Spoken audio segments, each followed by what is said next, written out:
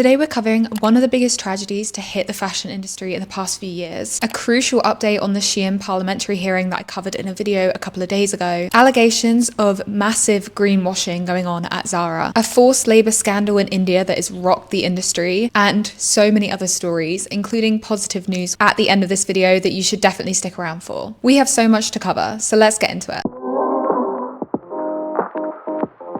Before we do, welcome back to my channel. My name's Katie, and if you don't know, this is a series I do here on my channel, breaking down the biggest stories coming out of the sustainable fashion industry in the past month. We're going to be diving into so many stories covering major fashion brands, but first we need to start with the devastation in Kantamanto market. The latest reports out of Kantamanto market, which was partially burnt to the ground by a fire right at the beginning of this year, is that close to 60% of the market has been destroyed, with almost 9,000 stalls going up in the flames. Initially, it was estimated that 8,000 people had been impacted in some way or another by this tragedy, but the All Foundation has now put estimates closer to 10,000 and has estimated that tens of millions of dollars has been lost in equipment, secondhand clothing, infrastructure, and other supplies. Rebuilding efforts are already underway, but we're still no closer to knowing what started the fire in the first place, and there's still a lot to be done. One of the reasons this is such a massive, heartbreaking story is the absolute silence from the fashion industry and the lack of financial support being pledged by brands. I've personally only seen reports that Vestiaire Collective, a resale platform, has pledged to donate to relief efforts. Ghanaian traders are calling on brands like Zara, H&M, and Shein to financially contribute to rebuilding, since none of them seem to be willingly offering. This may go down in fashion's history books as a similar example to the Rana Plaza collapse, in that it perfectly highlights fashion's deeply rooted flaws and fashion brands' unwillingness to pay for a better system. Fast fashion brands rely on places like Kantamanto Market to take their poorly made clothing once consumers decide they no longer want them. And this waste colonialism is baked into their business strategy, yet they're still refusing to do anything to help. As one trader put it, "We tried to clean up their mess. It's the least they could do to take responsibility and help us fund rebuilding." All of us can do a little bit to help the situation and aid the people that have lost almost everything in this fire. I'm going to be linking the All Foundation's website, which is asking people to donate whatever they can. You can also follow the All Foundation on Instagram for regular updates. But it doesn't just come down to giving your money. You can also be part of the people calling on brands to take some of their profits and put it towards rebuilding the market. One of the places you can do this is in dedicated Instagram posts like this one, which I'll link in the description. Onto a Shein update now, where sources are saying that an IPO is likely imminent for the start of this year if approval is granted, but some are saying this might not be too likely. Shein has been attempting to list on the London Stock Exchange for a while now and officially put in their application last year, but they've been held off by concerns about their links to the Uyghur forced cotton allegations in China and the idea that some of that cotton could be in their supply chain. Although news reports like this one claiming Shein is looking to list in the next couple of months, according to sources with knowledge, have been really frequent over the last year, the idea of them gaining approval is looking even less likely after that disastrous public hearing in UK Parliament and the subsequent remarks made by senior UK lawmakers who were present at the time. The chair has now written to the London Stock Exchange to raise profound concerns about the evidence, or lack of, given by a Shein representative at the recent hearing I covered in a video on this channel. We'll have to wait and see whether this is enough to ban Shein from listing, but if it does go ahead, newspapers are currently saying it could be as soon as Easter. Like I said, there were constant reports last year that it will be happening in the next couple of weeks and the next couple of weeks. So I'm treating this with a heavy dose of skepticism, but it's been reported that Britain's financial minister, Rachel Reeves, is going on a visit to China this January and is hoping to meet with officials there to discuss economic and financial cooperation, which could help Shein get that approval to list that they're so desperate for. Looks like we'll have to keep checking in on the situation, but in the meantime, if you want to watch that parliamentary hearing video or the dedicated video I did breaking down Shein's IPO troubles, I'll pop them on the screen now. And then AI shopping tools boosted purchases this Christmas season, according to some reports. Data is crediting AI chatbots to a boost of nearly 4% increase in US holiday sales, with figures reaching $282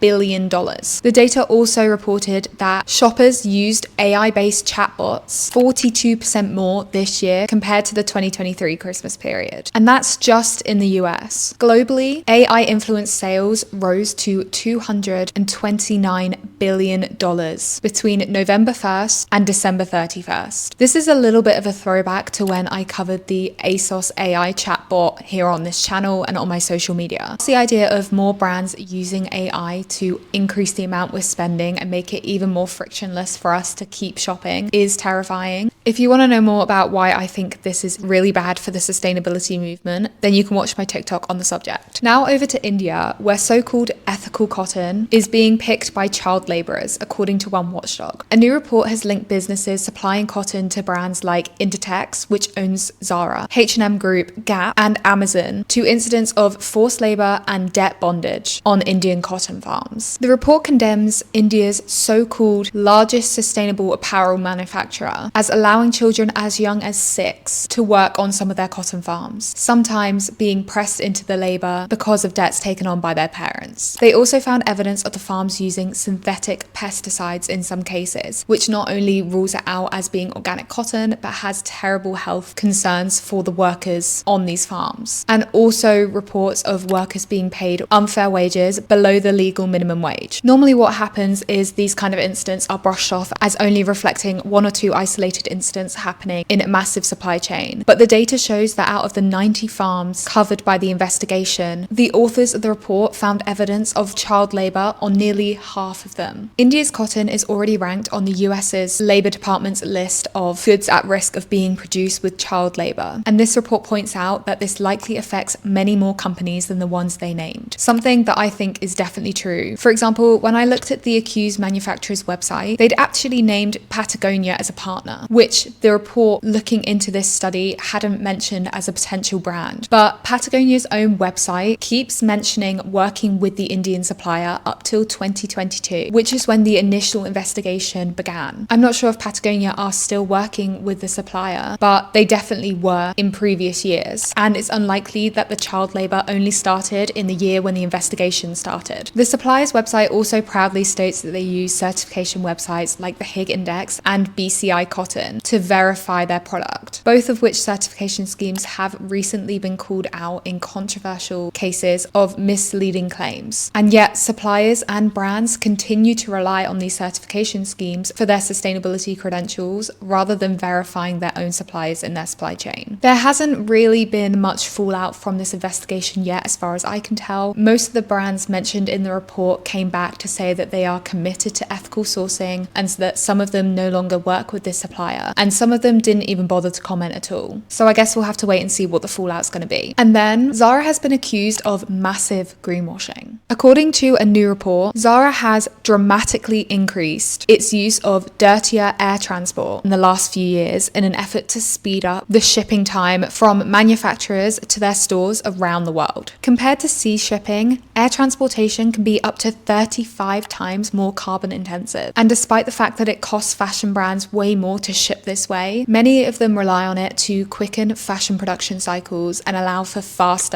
fashion. As Clean Clothes Campaign points out, this also has a negative impact on the suppliers working for these brands. It ramps up the pressure garment workers already face to create clothes as quickly as possible and encourages them to work overtime shifts and skip breaks, often with the threats of harassment and delayed payments if they miss their quotas. Now, Zara isn't the only fashion brand that's been increasing their air travel, according to this report, but they are the worst offender due to the massive volume of clothing they produce. Zara is credited with pioneering the fast fashion model back in the early 90s. And despite the fact that Zara's owner, Inditex's chairwoman, has said that they want the company to create a positive impact, the emissions they're creating with these choices of transportation almost certainly cancel out any of the do-gooding initiatives that they've announced to the public in the past few years, like rental or repairing, or creating clothing donation points in their stores. If you're interested in this topic, you can watch a great documentary on YouTube that goes into it a lot more, and I'll be linking that in the description below.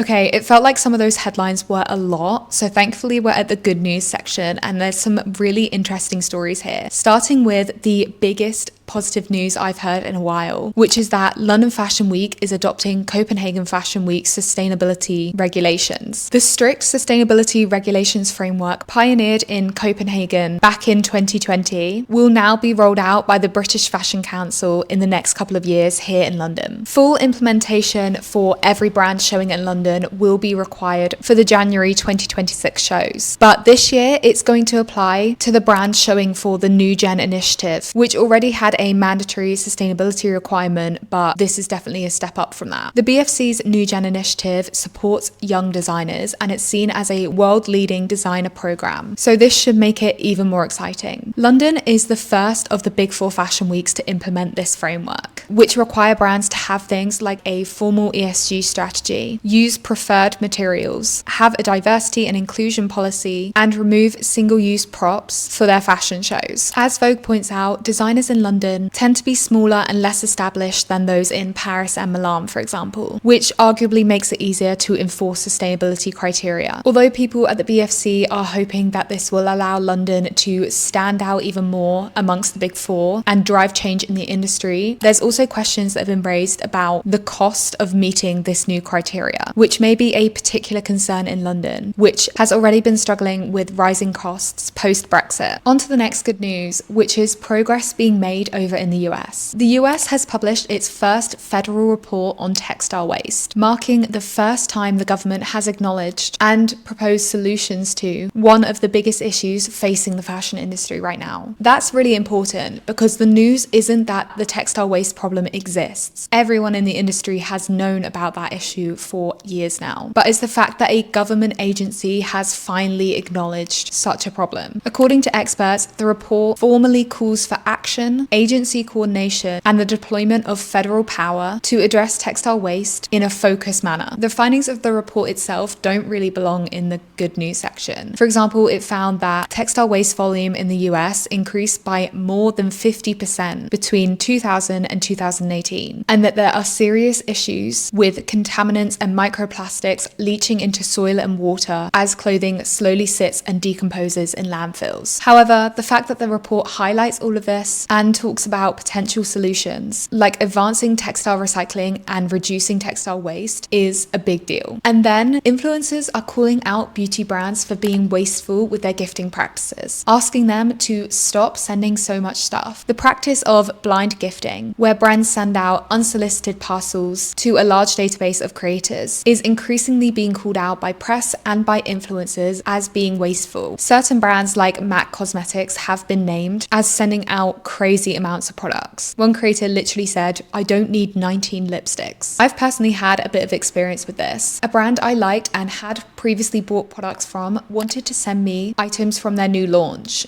but because I have sensitive skin, I had to turn them down, and I did actually request that I could maybe be gifted other products instead that I would happily have shared on my channels. I didn't really get any meaningful response to this, and when this exact situation repeated itself another time, I think the brand just took me off their mailing list because I wouldn't accept random products that suited their marketing rather than my skincare. As I covered in a recent video, the beauty industry is on par with fashion for its waste and unsustainable practices. So this is a great wake-up call, and hopefully brands will listen. The final thing I want to share in the good news section and for this video is an Instagram post. It's a message that reminds us that not all of our resolutions and behavior needs to be perfect. As I talked about in my recent podcast, more of us than ever have sustainable resolutions included in our ins list for 2025. But those become increasingly harder to stick to as the year wears on and everyday life creeps in. This post points out that not all of our resolutions have to be 24/7 complete lifestyle changes, that we can implement healthy, sustainable habits into our everyday lives for 1 or 2 days of the week and it will still make an impact. And I think it's a really nice way of adapting goals that you set at the beginning of the year and you might already be struggling with, and turning them into something that's maybe a little bit more realistic but still allows you to make progress. And with that, I've come to the end of all my stories for the past month or so in sustainable fashion. I hope you enjoyed this video. Let me know any and all of your thoughts on any and all of the stories I covered, and I'll see you guys in the next one. Make sure to like this video and subscribe if you haven't already, and have a lovely, lovely day. Speak to you soon. Bye.